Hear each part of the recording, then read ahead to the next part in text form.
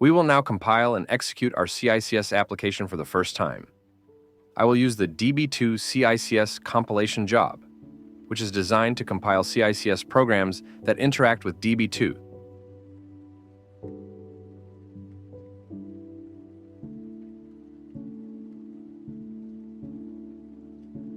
After compiling, I need to bind the program to my DB2 plan to authorize it to execute SQL queries.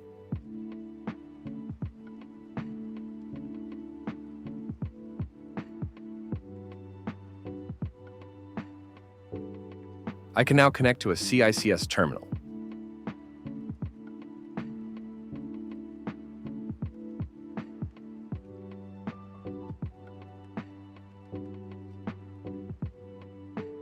Before running the program, we need to declare some resources. First, we need to declare the CRUD PGM program.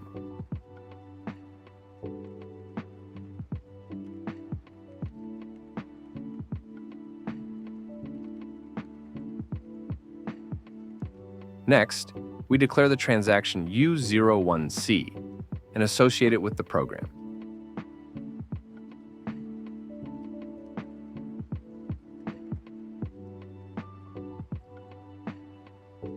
To enable communication with DB2, I need to declare a DB2 entry, which facilitates interaction between CICS and DB2.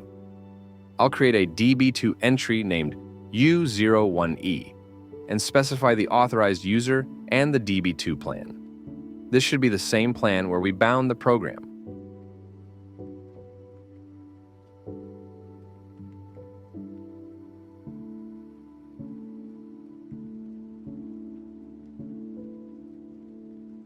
Finally, we need to associate a DB2 transaction with the DB2 entry and the transaction related to the program, indicating to CICS that the U01C transaction uses DB2.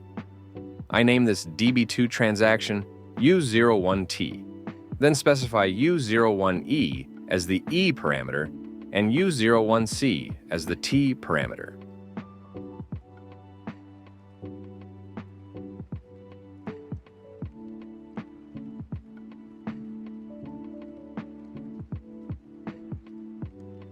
Now we can call the U01C transaction to execute the application and display the map.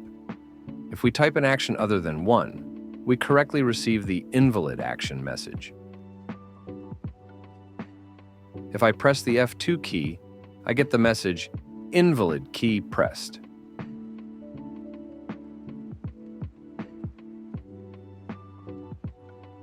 If I only type action 1, it shows a message indicating the required fields.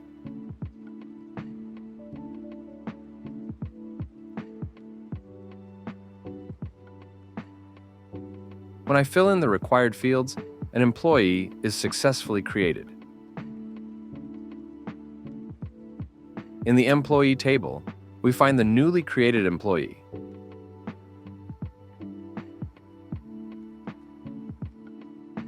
Finally, pressing F3 ends the transaction as expected. Now that we have verified this, we can proceed to code the remaining 3 actions.